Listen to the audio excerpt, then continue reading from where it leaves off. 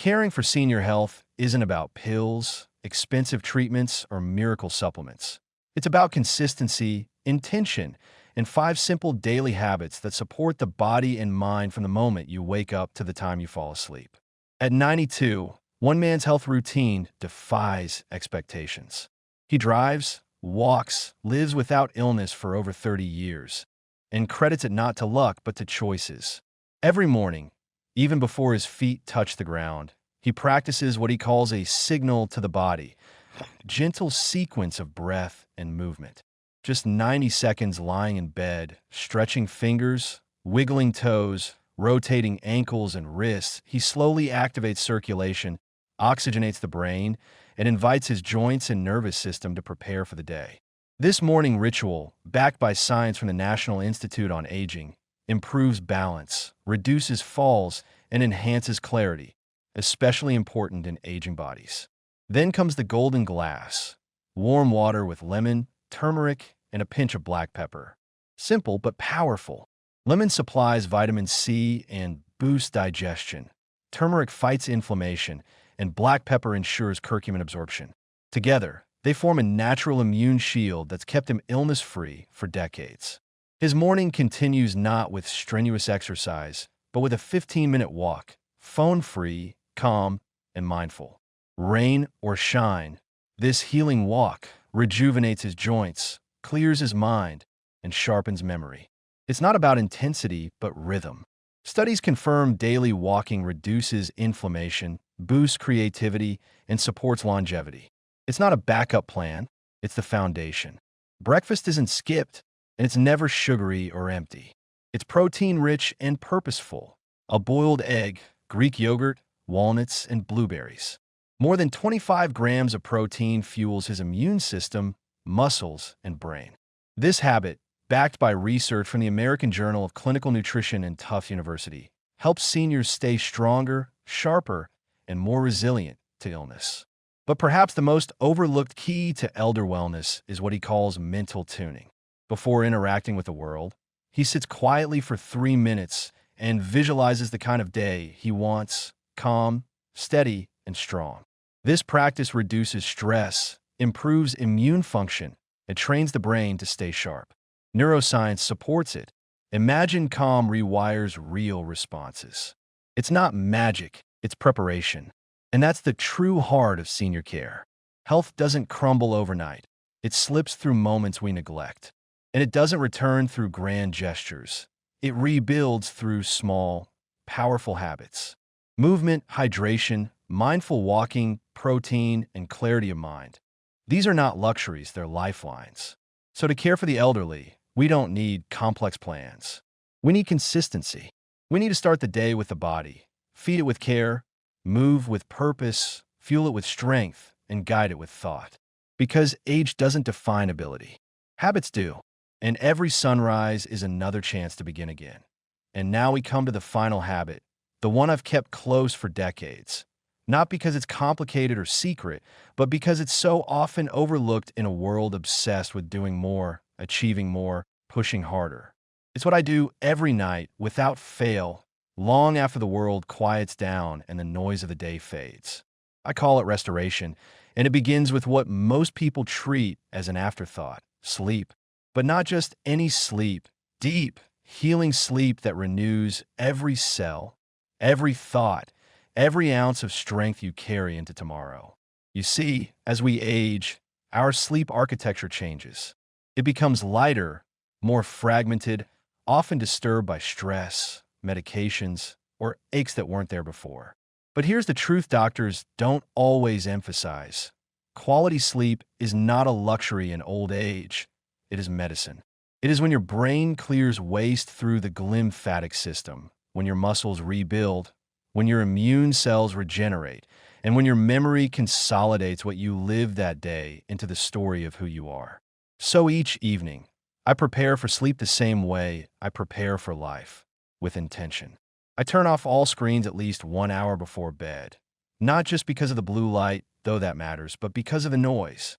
News, texts, emails, they all keep your brain on alert, and at my age, alertness has a cost. Instead, I transition with a ritual I've honed over time. I dim the lights. I put on soft instrumental music, never lyrics, just melody, and I write down 3 things I'm grateful for. They don't have to be profound. Yesterday I wrote my neighbor's laugh, warm socks, and the way the light looked on the garden. That's enough. Gratitude isn't about grandeur. It's about shifting the nervous system out of survival mode into peace, telling the body, you are safe. You can rest. After that, I make a tea, not from a box, but from what I grow in my tiny garden. Chamomile for calm, lavender for the breath, a slice of fresh ginger to warm digestion. And if I feel restless, I add a few drops of valerian root, which has helped me more than any pill ever did. I sip it slowly in silence, no TV, no phone, just me and the night. Then I stretch, not like a workout, just enough to lengthen the spine, open the hips, release the tension held from sitting or walking. 5 minutes. That's it. Then I lie in bed and breathe. 4 seconds in, 6 seconds out. I follow the breath like waves on the shore, and within moments, sleep carries me. But here's what matters most. I wake up differently. Not groggy, not stiff, but alert, clear, rested. My joints move easier. My mood is steadier. My memory sharper. And there's research behind this. A 2022 study from the University of California found that older adults who follow consistent pre-sleep routines experience deeper, slow-wave sleep, better insulin sensitivity, and improved emotional regulation. That means your sleep affects not just your energy, but your metabolism, your resilience, even your outlook on life. And it doesn't require pills, only habits. But here's the part nobody talks about. What happens if you skip it? I've tried. On nights when I fall asleep in front of the TV or scroll too long, I feel it, not just in my body, but in my clarity. I'm irritable, unfocused. My walk feels heavier. My choices feel harder. Because sleep isn't just the end of your day, it's the beginning of the next one. And aging, true aging, often accelerates when sleep is sacrificed. So I protect it like treasure. But restoration goes beyond the night. It's about knowing when to slow down, when to say no, when to let silence speak. I take rest days from everything. From talking, from doing, from worrying. Just one day a week where I wander in the garden, read old books, or sit under the sun with no purpose but to be. Because rest, real rest, is not laziness. It's preparation. It's how the mind recovers, the body repairs, and the soul finds its rhythm again. This is the secret I mentioned. It's not a product or a procedure. It's a relationship with time, with stillness, with your own limits. And when you learn to honor that, something magical happens. You stop fearing age. You stop resisting the mirror. You begin to see your life not as something that's slipping away, but as something you're still building, slowly, quietly, beautifully. These 6 habits, the movement, the golden glass, the healing walk, the protein-rich breakfast, the mental tuning, and the nightly restoration, have formed the framework of my vitality. They are not quick fixes. They are not hacks. They are lifelong companions. And the best part? They're free. Available to anyone, anytime. No matter your past. No matter your condition. No matter your regrets. Because health is not perfection. It is participation. And when you participate daily in your own well-being, your body responds. Your mind sharpens. Your spirit lifts. And yes, your years stretch longer. But more importantly, they stretch wider. With joy, with strength, with clarity. I've seen too many people give up before they even begin, thinking it's too late, thinking their body has betrayed them. But let me tell you this. Your body has not given up on you. It's waiting for rhythm, for nourishment, for rest, for a whisper that says, we're still here. Let's begin again. And you can. Tonight, sip your tea. Breathe slower. Lie down with intention. And tomorrow, move gently. Drink your golden glass. Eat like you're building strength. Think like you're already strong. Walk like the earth still needs your footprints. And rest like healing is your birthright. Because it is. I'm 92, and I am still healing. Still learning. Still laughing. Still loving. And if there's one truth I've discovered in all these years, it's this. Aging is not the end. It is the invitation. Will you accept it? And now, As I sit by the window watching the late afternoon sun slant across the wooden floor, I want to speak about something even more powerful than habits, something that carries you through when the routine slips, when your strength wanes, when life becomes quieter and your days less structured. It is the practice of meaning. Meaning is not found in a grand mission or a single purpose stamped across your life. It lives in the small, quiet choices you make each day to align your presence with something that matters to you, something that connects your breath to the world beyond yourself. For me, meaning began to bloom when I stopped asking, "What should I do with my life?" and instead asked, "How can I serve with the life I have?" That shift changed everything. It's what led me to start writing letters again, handwritten notes to old friends, to distant family, to neighbors who lost someone. Not for replies, not for praise, but because each word I write becomes a thread woven into the larger tapestry of human connection. I've learned that meaning is made through contribution, no matter how small. When I bake bread and leave a loaf on someone's doorstep with a note, that is meaning. When I help the boy next door with his garden, even though my knees ache, that is meaning. When I remember someone's birthday without a reminder, that is meaning. And this is something we elders must hold on to with both hands, because as the roles of our youth fade, parent, worker, provider, we must not slip into invisibility. We must instead become keepers of wisdom, stewards of grace, makers of warmth in a world growing colder by the hour. The truth no one tells you about aging is that it is a spiritual journey. Not in a religious sense, necessarily, though it can be, but in the sense that you're gradually drawn inward toward essence, toward clarity, toward the parts of you that were never dependent on speed or beauty or applause. This journey teaches you to forgive yourself more quickly, to love more fiercely, to waste less time on things that do not nourish.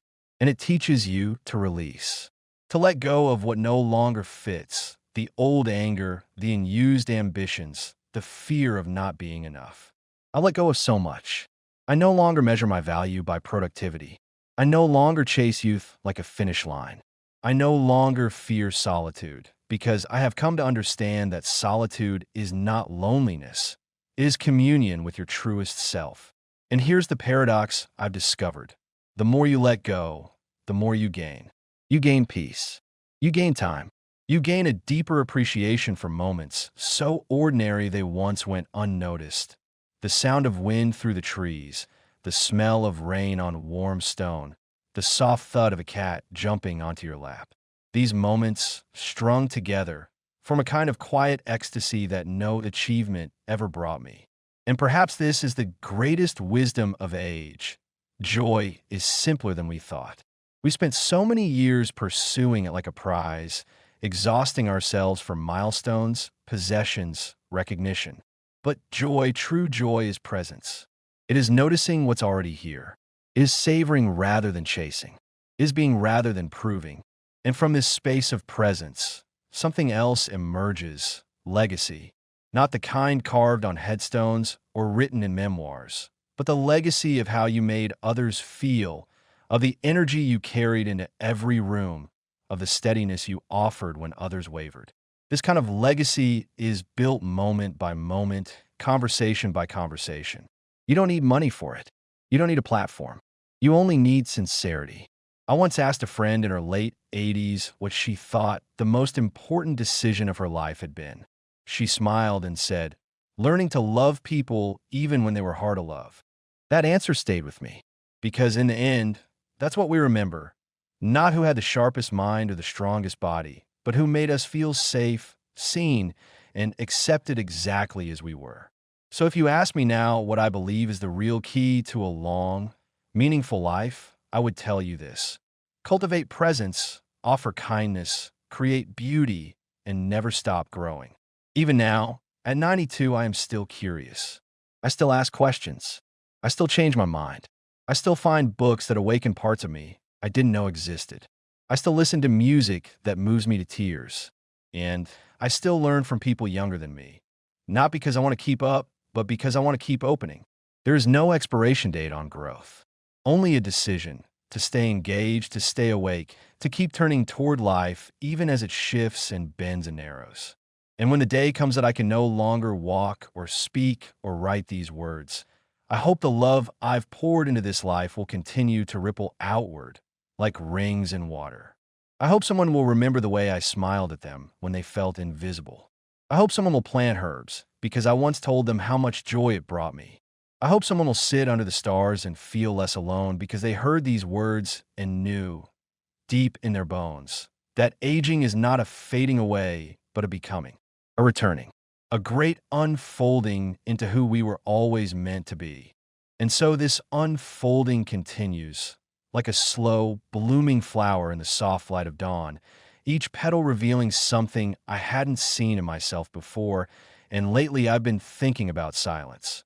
Not the uncomfortable kind that buzzes between strangers or lingers after an argument, but the sacred kind, the silence that cradles you in the early hours of the morning when the world hasn't fully woken yet. When the only sounds are your breath and the gentle creaks of the old house stretching its bones. And in that silence, I've discovered a richness that eluded me for years, a kind of deep listening, not to others, but to the voice within, the one we drown out with noise, with busyness, with the need to always be moving, proving, achieving. And I've come to believe that true wisdom isn't something you chase, but something that arrives when you finally get quiet enough to hear it, when you're not trying to impress or argue or win. And this silence has become a kind of chapel for me, a place where I meet myself without judgment, where I remember who I was before the world told me who to be, where I can feel the presence of those I've lost, not in a ghostly way, but in a warm way, like they're sitting beside me with no need for words, just shared presence.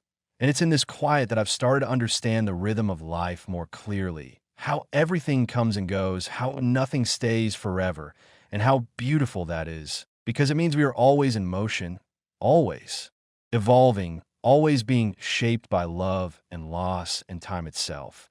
And though my body may be slower, more fragile than it once was, my spirit feels more expansive than ever, not confined to youth or age or even this name I carry, but connected to something larger, something eternal. And perhaps that's what aging really is, a slow return to the soul, a gradual remembering of what has always been true beneath the noise and fear and ego. And this realization has changed how I see others too, because when you've spent enough time in silence, you begin to hear what isn't being said. You notice the weight in someone's shoulders, the flicker of grief in their eyes, the way they smile to hide the ache, and you learn to love more gently, with fewer expectations and more compassion, not just toward others, but toward yourself, because self-compassion, I've found, is the root of all peace. It's what allows you to stop fighting who you are and start embracing who you've become, even if it's not who you imagined you'd be. And in that embrace, there is healing, a kind of healing that doesn't erase the scars, but honors them as part of the story. And speaking of stories, I think we don't tell enough stories about the beauty of growing older, about the strength it takes to keep showing up each day when your friends are fewer, your energy softer, your memories sometimes slippery, but there is such grace in that persistence. Such quiet heroism in the way we keep loving despite the losses, in the way we keep opening ourselves to joy even when our hearts have been bruised. And I want younger people to know this, to see that aging isn't something to dread, but something to respect, not because it's easy, but because it's real, it's raw, it's deeply human, and it reveals what really matters. Not accolades or appearances or speed, but connection, depth, and tenderness. And if I could offer just one thing to those who still have many years ahead, it would be this: don't wait for a crisis to start living deeply. Don't wait for age to teach you how to slow down. Don't wait for loss to remind you to love fully. Do it now. Take walks without your phone. Write letters with your hands. Look into the eyes of someone you love and let them know it without rushing, without shame, without needing a reason. Because in the end, we are all stories waiting to be told, and the best stories are the ones filled with honesty, with grace, with a kind of courage that doesn't shout, but simply keeps going quietly, faithfully, lovingly. And that is the kind of legacy I hope to leave behind, not one of noise or fame, but one of presence, of deep listening, of silence turned sacred. And as I sit with all of this, with the silence, the slowing down, the unraveling and reweaving of who I am, I begin to reflect on time. Not just the passing of it, but the shape of it, how it folds in on itself, how memories from decades ago can suddenly feel closer than what happened last week, how a scent or a song or even a shaft of late afternoon light can carry you back to a moment you thought you'd forgotten. And it makes me wonder whether time is really linear at all, or if it's more like a spiral, looping back and forth, touching our hearts in patterns we don't fully understand. And in those loops, I revisit younger versions of myself. Not to judge them, but to hold them with gentleness, to let them know they did the best they could, that even their mistakes were part of something larger, something that would one day become wisdom. And this has softened how I see my own regrets, because I've come to realize that regret is often just love that has nowhere left to go, love for a moment that passed too quickly, for words we didn't say, for people we lost before we had the chance to fully appreciate them. And rather than pushing that regret away, I've learned to sit with it, to let it teach me how to live more fully now. Because that's the great gift of looking back. It can light the way forward if we let it. And lately I've found joy in the smallest things, the quiet rituals that once seemed insignificant. The way sunlight moves across the kitchen table as I sip my tea, the sound of birds chatting in the hedge outside my window, the feel of warm water on my hands as I wash the dishes slowly, without rush, without resentment, just gratitude for the ordinary moments that make up most of a life. And I've started to see that meaning isn't something we stumble upon in grand achievements, but something we cultivate slowly with attention and love and a willingness to be present. And this presence, this full-hearted showing up, is something that took me years to learn, years of rushing and striving and constantly trying to be somewhere else, someone else. And now that I've arrived here, wherever here is, I don't want to go back. I don't want to live at war with time, with myself, with reality. I want to live as though each moment matters, as though each person I meet is carrying something sacred inside them, something that deserves tenderness and curiosity. And I think that's what the world needs more than anything right now. Not more speed, not more opinions, not more noise, but more kindness, more deep listening, more people who are willing to pause long enough to see the humanity in one another. And I wonder what would happen if we all did that, even for a day, if we laid down our defenses, our masks, our endless striving, and simply met each other as we are, flawed, beautiful, tired, hopeful. And I suppose that's the heart of everything I've learned. That the most important things in life are often the quietest, the most easily overlooked, and yet they're what sustain us, what connect us, what bring us home to ourselves. And in this season of my life, I've come to believe that home isn't a place or a time or a destination, but a feeling, a state of being where you're no longer fighting your own story, where you've stopped trying to rewrite the past or control the future, and instead you're simply here, fully, gratefully, tenderly here. And maybe that's the real secret. Not escaping time, but entering into it more deeply, living so fully that even the smallest moments shimmer with meaning. And in doing so, leaving behind a kind of invisible thread that others can follow, a gentle trail of presence, of love, of truth, woven not through words alone, but through the way we live. And perhaps that is enough. And as I continue to dwell in this space of presence, of quiet noticing, I begin to realize how much of life I had once rushed past in my pursuit of something more. More success, more recognition, more certainty, and how much beauty I missed in the process. The kind of beauty that doesn't announce itself loudly, but waits patiently to be seen. The way shadows stretch long across the pavement at dusk. How the breeze carries the scent of blooming jasmine on warm spring evenings. The subtle expressions on a loved one's face when they think no one is watching. And I've come to understand that slowing down isn't laziness or failure, but a radical act of reverence, of paying attention to what truly matters beneath the surface of all our doing. And in this slowing, I've rediscovered the art of listening. Not just to others, but to myself, to that quiet inner voice I once drowned out with busyness. And she has so much to say, not in the language of tasks or goals, but in a tone that is gentle, wise, and grounded in enoughness. And it's from this voice that I now draw my decisions, Not because I figured everything out, but because I trust the process of becoming. I trust that life reveals itself not all at once, but in layers, in seasons, each with its own lessons and losses and gifts. And I no longer see the hard times as detours, but as part of the road itself, shaping me into someone with more compassion, more humility, more depth. And it's funny how the things I once resisted, change, uncertainty, endings, have become the very things that opened my heart the widest, that taught me to soften instead of harden, to feel instead of flee. And I often think about how different our world might be if we were taught to honor our feelings instead of hide them, to embrace our imperfections instead of fear them, to see vulnerability not as weakness, but as the doorway to true connection. And perhaps that's what we're all really craving. Not perfection, but authenticity, not noise, but depth, not performance, but presence. And as I live more in this way, I find myself drawn to the quiet company of trees, of rivers, of old songs that stir something ancient inside me. Because nature, in all her patient rhythm, reminds me that everything unfolds in its time, that the flower doesn't bloom faster by being pushed, that the moon doesn't rush its cycles, and neither must I. And I wonder what it would mean to live in alignment with that natural rhythm, to measure a life not by productivity, but by peace, not by outcomes, but by how fully we showed up in each moment, how deeply we loved, how often we allowed ourselves to be moved by beauty, by sorrow, by joy. And I think of the people who have shaped me, some still here, some gone.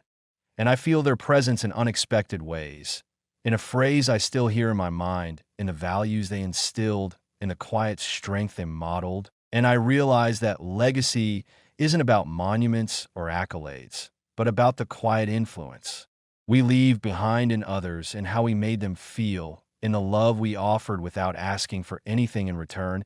And that kind of legacy, built slowly, intentionally, quietly, is what I now strive to cultivate, not through grand gestures, but through small acts of care, of consistency, of truth. And I don't always get it right, of course, but even my stumbles now feel like part of the path, teaching me patience, reminding me that grace is something we extend to ourselves as much as to others. And so I keep walking not toward a finish line, but with an open heart, trusting that each step I take with honesty and gentleness will bring me closer not to some final destination, but to a deeper, fuller experience of being alive. And in this deeper experience of being alive, I've found myself more attuned to the quiet spaces between things, the stillness between breaths, the pause before words, the silence after laughter. And it's in these in-between places that I often sense the most meaning, as if the soul speaks most clearly when the world goes quiet.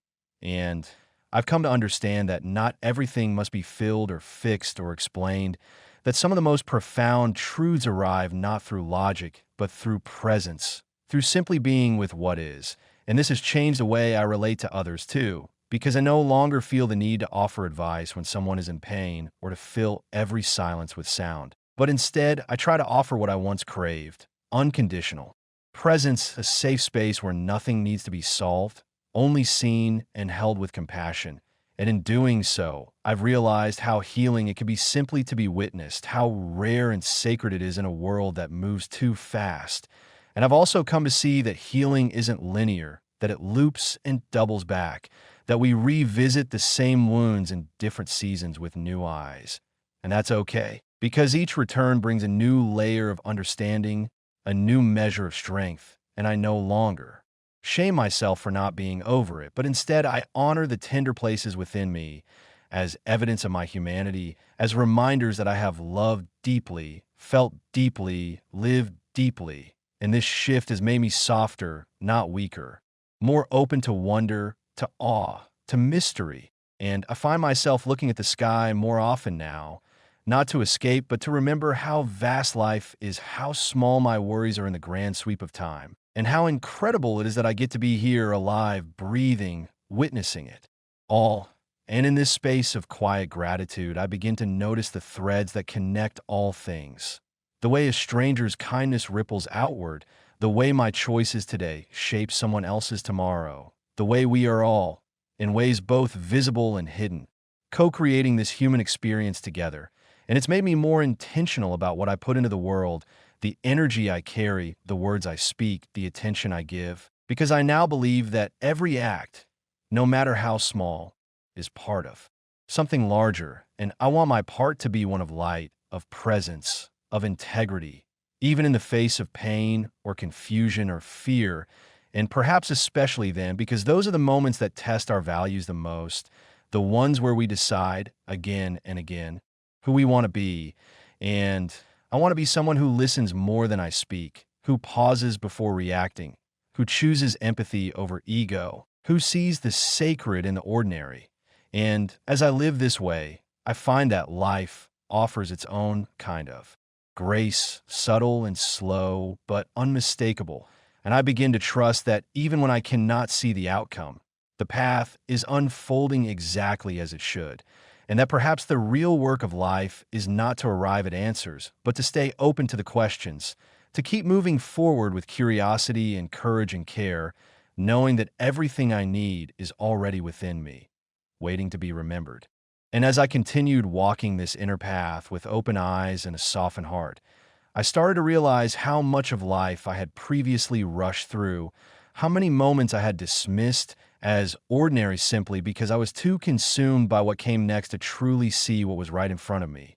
And now, with this newfound stillness inside, I began to reclaim those moments, to live more slowly and notice the way sunlight spilled across the floor in the early morning, how the wind whispered through the trees like an old friend with secrets to share, how the scent of rain on warm pavement could awaken memories I thought I had forgotten. And I discovered that presence doesn't require a perfect life, just a willingness to be with life as it is. And in embracing that, I found myself letting go of the relentless pursuit of happiness, the exhausting need to be constantly improving, fixing, optimizing, because I saw that wholeness wasn't something to be earned or chased, but something I could touch in any moment that I chose to meet with awareness and kindness. And this awareness began to reshape even my understanding of time. It no longer felt like something to race against, but something to move within like a slow river that carries me forward at its own pace. And in surrendering to that rhythm, I felt more in tune with the cycles of nature, the changing seasons not only outside but within me. And I learned to honor my own winters, my times of quiet and retreat instead of fighting, to stay in perpetual summer. And I began to see how everything is connected. The way we treat ourselves echoes in how we treat the world. The way we speak to our inner child reflects in how we parent, how we love, how we listen.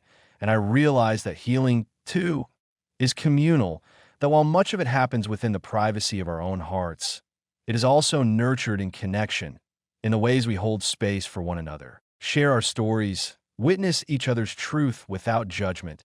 And in that I found a deep longing not just to grow, but to contribute, to create ripples of care in a world that often forgets its own tenderness. And so I started showing up differently, not louder, but more fully, not trying to be everything for everyone, but offering what I genuinely could with clarity and sincerity. And in that honesty, I found freedom because I no longer needed to perform my worth or mask my vulnerability. And this authenticity opened doors I never expected, drawing to me people and experiences that resonated with the truest parts of me. And I began to trust that what is meant for me will recognize me when I am rooted in who I really am, not the version I thought I had to become. And in this trust, I've learned to welcome both the blessings and the challenges as teachers, each one shaping me, refining me, showing me where I still cling, where I still fear, where I still need to soften or release. And this unfolding journey has become less about reaching a final destination and more about becoming deeply intimate with the present, with the mystery, with the sacred dance of joy and sorrow that makes life so achingly beautiful. And I've come to believe that the real miracle is not in escaping the messiness, but in meeting it with grace, in choosing again and again to return to love, to presence, to the truth that even in our brokenness we are still whole, still worthy, still enough. And as I stood on the quiet edge of all that had changed within me, I knew with a steady certainty that there was no going back. Not because I had lost who I once was, but because I had integrated every version of myself into something more honest, more whole. And in this final stretch of the journey, which no longer felt like an ending, but a deepening, I began to see how every small step I had taken mattered, how every time I chose to stay with discomfort instead of numbing it, to speak with truth instead of performing perfection, to rest instead of proving my worth, I was slowly dismantling the old scaffolding that kept me bound to fear and building instead a life rooted in compassion, presence, and authenticity. And I saw that the real transformation had not been a single event or epiphany, but a quiet revolution that happened in the daily choices. The choice to breathe before reacting, to listen before responding, to forgive without needing to forget, to love without needing control. And it was here, in this rhythm of deliberate living, that I finally understood what it meant to belong to myself, not in a way that required isolation or distance, but in a way that allowed me to be fully with others while remaining fully with myself. And this sense of inner belonging began to radiate outward, touching how I move through the world, how I offer my presence to others, how I held space for their grief without rushing to fix it, how I celebrated their joy without shrinking into comparison. And I realized that all of us are walking each other home in some way, even through the unspoken, even through the smallest gestures of kindness and presence. And perhaps that is what it means to live well, not to conquer or accumulate or impress, but to show up fully, to love fiercely, to honor what is real, and to keep returning again and again to the still point within where truth and peace meet. And from that place, I began to live more courageously, no longer fearing the unknown, but dancing with it, no longer hiding my wounds, but allowing them to speak wisdom. And I came to see that the beauty of life is not in its certainty, but in its fragility, in the way it invites us to cherish what is fleeting, to hold lightly what we cannot keep, and to give freely what we came here to offer. And with that knowing, I let go of striving, of measuring, of waiting for some grand sign to begin, and I stepped more fully into the life I was already living, carrying with me the lessons of stillness, of presence, of connection, and a quiet vow to meet whatever comes next, not with resistance or fear, but with open arms, knowing that I am already enough, already whole, already home.